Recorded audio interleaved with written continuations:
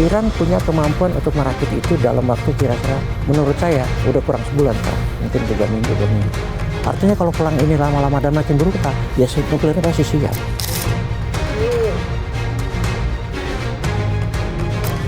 Memukul Iran, itu bukan hanya Iran yang dipukul, tapi betul-betul yang dipukul adalah rivalitasnya, China.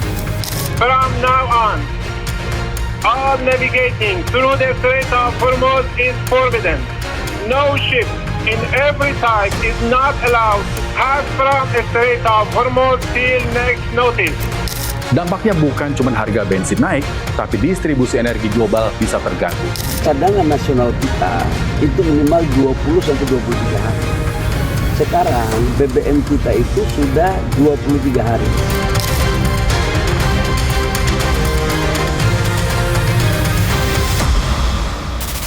Iran Amerika panas. Rusia Ukraina masih belum beres juga perangnya. Nah, yang paling deket sama Indonesia ya konflik Laut Cina Selatan. Perang Dunia Ketiga bukan lagi film fiksi. Potensi pecahnya udah semakin gampang. Dan ini dampaknya langsung ke Indonesia. Kita cek now.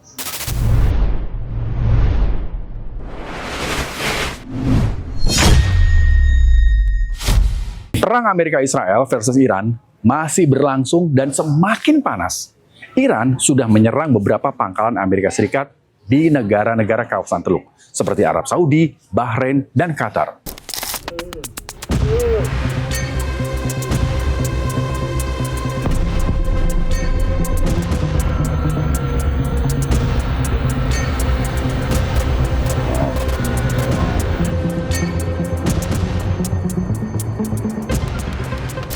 Nah, di Timur Tengah, Amerika ini punya 19 lokasi militer. Ada yang permanen, ada juga yang sementara, dengan total sekitar 40.000 sampai 50.000 personil.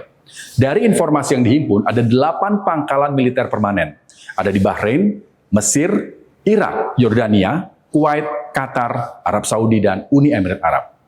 Di Qatar, pangkalan udara Al-Udeid ini jadi basis terbesar Amerika di kawasan Teluk. Nah, di sini menampung sekitar 10.000 personil dan hampir 100 pesawat. Ada juga di Bahrain, Naval Support Activity. Di sini ada sekitar 9.000 prajurit Amerika. Yang menarik, Al-Dhafra di Uni Emirat Arab. Ini jadi basis strategis operasi pengintaian dan udara tempur, termasuk penempatan pesawat siluman F-22 dan sistem peringatan dini. Tapi ada satu kenyataan pahit, bro. Selama ini, negara-negara yang menyerahkan wilayahnya jadi pangkalan militer Amerika mengira aman dari serangan. Amerika akan melindungi karena ada pangkalan militernya di sana. Tapi lihat faktanya. Serangan beberapa hari lalu, negara-negara yang punya pangkalan militer Amerika Serikat justru jadi sasaran empuk rudal Iran. Dan Amerika nggak bisa berbuat apa-apa. Dampak dari perundingan nuklir antara Iran dan Amerika yang belum selesai, nah yang begini nih, saling serang, efeknya ke semua negara kawasan Teluk. Tapi apa benar Iran punya senjata nuklir? Mantan Duta Besar Indonesia untuk Iran punya info menarik soal nuklir. Ya, yang saya mau bilang lagi, nggak punya nuklir, tapi pengayaan uraniumnya di sini, buat itunya roketnya di situ, buat kepala nuklirnya kepala di sini, buat bahan bakarnya di sana sini dipencar. Kalau ada situasi seperti ini, dan saya yakin Iran tidak punya senjata nuklir, tapi pengayaan uraniumnya udah sampai dekat-dekat 90 ini. Jadi kalau dibelikan 90, dia makin dahsyat perangnya, makin brutal, makin ngawur, makin nggak pakai otak tuh Trump sama si Netanyahu. Ya ini kan tinggal dirakit. Iran punya kemampuan untuk merakit itu dalam waktu kira-kira, menurut saya udah kurang sebulan sekarang, mungkin 3 minggu, 2 minggu. Artinya kalau perang ini lama-lama dan makin brutal, ya nuklirnya pasti siap. Nah, karena situasi makin gak terkendali di daratan, Iran mainin kartu asnya di lautan. Mungkin masih ada yang bingung, kenapa Selat Hormuz itu penting banget? Nah, sini, gue jelasin pakai peta nih. Kita lihat ya, di sepanjang Teluk Persia, ada deretan negara-negara penghasil energi raksasa yang hidup dari ekspor minyak dan gas. Dari utara, ada Irak, Kuwait, turun sedikit ada Bahrain, lanjut ke Qatar. Kemudian ada Arab Saudi sampai Uni Emirat Arab. Nah, buat negara-negara ini, jalur Laut Teluk Persia itu bukan sekedar rute perdagangan. Ini tuh udah kayak jalan tol. untuk menghubungkan minyak dan gas mereka ke pasar dunia. 20% distribusi minyak dunia lewat Teluk Persia. Nah, masalahnya ada di sini, bro. Ini dia, Selat Hormuz. Semua kapal-kapal tanker harus melewati Selat Hormuz. Selat Hormuz ini under kontrol otoritas pemerintah Iran. تنگه هرمز بسته نشده. تنگه هرمز بازه. به عنوان نگهبان تنگه هرمز پروتکل‌های خاص زمان جنگ رو در این تنگه برقرار کردیم. کشورهایی که پروتکل‌ها رو رعایت می‌کنند میتونن از تنگه استفاده بکنن. اونهایی که رعایت نمی‌کنند اونها با اونا برخورد خواهد شد. البته تنگه هرمز تنگه‌ایه که سالیان سال امنیتش توسط جمهوری اسلامی ایران تعیین شده و ما میگیم که امنیت یا برای همه یا برای هیچ کس. کسانی که نگران امنیت تنگه هرمز هستند باید از آمریکا که از آن طرف دنیا اومده و امنیت این تنگه رو به خطر انداخته سوال بکنند در این رابطه، نه از ایران که صدها ساله که نگهبان امنیت تنگه هرمزه. Coba lihat peta ini. Negara tujuan pengiriman minyak dari Selat Hormuz, pasokan minyak dari negara-negara kawasan Teluk Persia yang melewati Selat Hormuz paling banyak dikirim ke Cina. Persentasenya 38%. Terus ada India 15%, Korea Selatan dan Jepang. Sisanya dikirim ke Eropa dan 14% lainnya ke kawasan Asia. Nah, kalau kita ngelihatnya secara menyeluruh, maka pukulan Trump dan Netanyahu terhadap Iran itu adalah pukulan supply chain strategik. Jadi strategi pemukulan mata rantai pasokan. Nah, memukul Iran itu bukan hanya Iran yang dipukul, tapi betul-betul yang dipukul adalah rivalitasnya, Cina. Jadi yang terkena juga Cina, yang terkena beberapa negara yang memang tergantung pada pasokan dari Selat Hormuz. Tapi ada yang orang lupa bahwa di balik serangan tadi sesungguhnya yang harus dilihat ini karena pergeseran dari kalahnya mereka di energi baru terbarukan, terus balik lagi ke fosil. Ketika masuk ke renewable energy, Amerika juga nggak menang.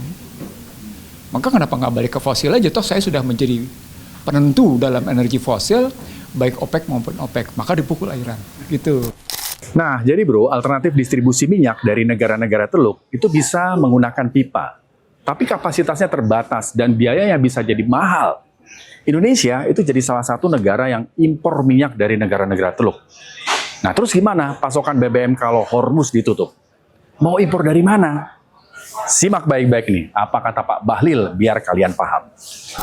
Dari total impor crude kita dari Middle East itu kurang lebih sekitar 20-22%. Selebihnya kita ambil dari Afrika, dari Angola, dari Amerika, kemudian dari beberapa negara lain seperti Brazil.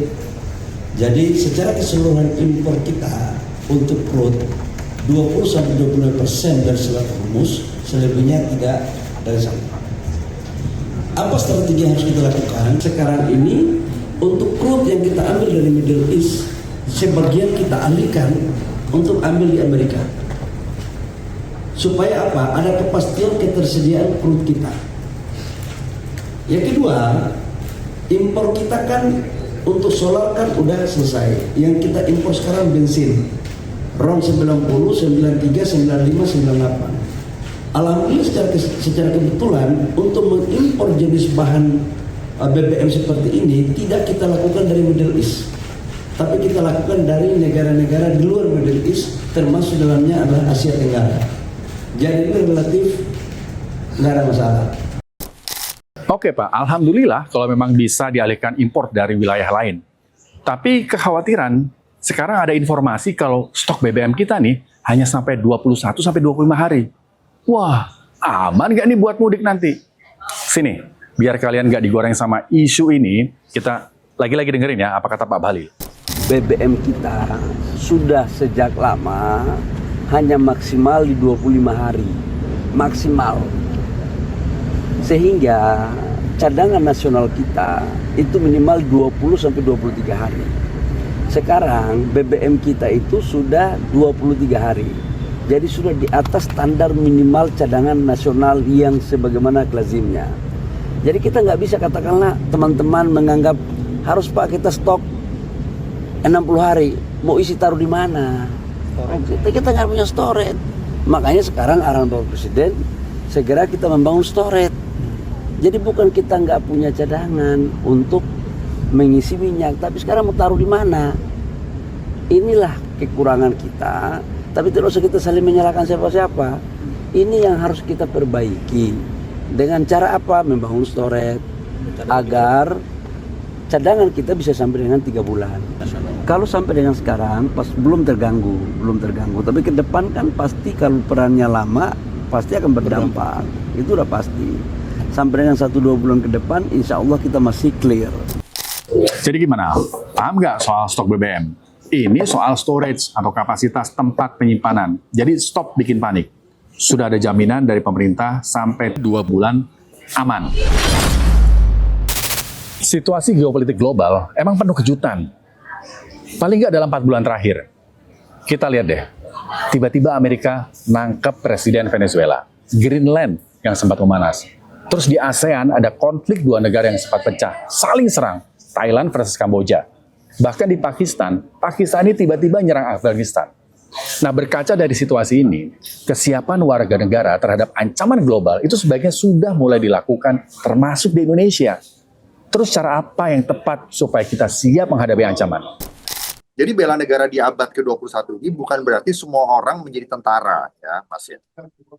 Tetapi semua orang tidak menjadi beban bagi negara saat krisis. Oke, gitu. Peran sipil yang paling strategis, paling tidak ada 3. Yang pertama, disiplin sosial dan kepatuhan pada kebijakan negara saat kondisi darurat. Yang kedua adalah literasi informasi, ya, tidak ikut menyebarkan kepanikan. Dan dalam situasi seperti ini, kesiapan adalah bentuk tertinggi dari nasionalisme. Nah, pemerintah Belanda saat ini sudah memberikan panduan kepada rakyatnya menghadapi kesiapsiagaan kondisi darurat. Ada buku yang memandu warga untuk menyiapkan segala hal selama 72 jam untuk menghadapi kondisi darurat. Darurat ya bisa beragam, karena bencana atau bisa karena serangan militer. Tapi poinnya, mereka udah siap. Jadi isi daripada buku ini yang jumlahnya sekitar berapa halaman nih ya? 35 halaman. Dan satu lembar ini diminta untuk mengisi nama-nama orang yang tinggal di rumah kami, di alamat kami, supaya disimpan di tempat yang strategis sehingga kita tahu si A, si B, si C ada di mana ketika kondisi darurat terjadi. Kemudian kita disarankan juga untuk mempersiapkan untuk 72 jam pertama itu, yaitu setiap orang air mineral sebanyak 2 liter per orang per hari. 3 liter per orang per hari. Jadi buku panduan ini sangat menarik sekali. Artinya kalau kita membacanya dengan baik, itu ada dijelaskan apa saja yang bisa kita lakukan ketika listrik mati, kemudian ketika ada banjir, atau ketika ada perang, atau ketika tidak ada internet, dan sebagainya. Jadi kita bisa melakukan, umpamanya juga disiapkan, diminta untuk selain makanan, juga mempersiapkan uang cash. Mereka juga mempersiapkan bagi mereka yang tidak berbahasa Belanda, umpamanya ada orang warga asing dan sebagainya, itu ada QR code yang mana kita bisa scan, kemudian kita bisa memilih bahasanya. Saya lupa di mana tempatnya, ini dia nih. Jadi di halaman terakhir itu ada ini QR code, nanti tinggal di scan, nanti kita akan mendapatkan bahasa yang kita inginkan. Ada hal penting yang harus kita waspadai dalam situasi global seperti ini. Apa itu? Informasi. Saring ketat segala macam informasi yang masuk ke smartphone kalian. Ingat ya, informasi palsu atau hoax itu lebih cepat nyebar daripada roket. Dan itu bisa memicu kepanikan massal yang justru ngerugiin kita sendiri. Pastikan kalau dapat info cuma dari sumber terpercaya. Jangan gampang pencet tombol share buat berita yang belum tentu benar. Terakhir nih, perkuat komunikasi antar keluarga. Di saat dunia lagi nggak pasti, solidaritas dan saling jaga di lingkup terkecil, yaitu rumah, adalah benteng terkuat kita untuk ngadepin situasi sesulit apapun. Demikian Cekno kali ini. Saya Rizky Hasan. Tetap kritis, tetap waras. Merdeka. Makasih banget ya sudah menyimak Check Now. Kamu pengen kita bahas apa lagi? Silahkan tulis di kolom komentar. Dan jangan lupa like, subscribe, dan share supaya nggak ketinggalan informasi-informasi menarik lainnya di YouTube Official iNews. Saya Rizky Hasan, terima kasih dan sampai jumpa.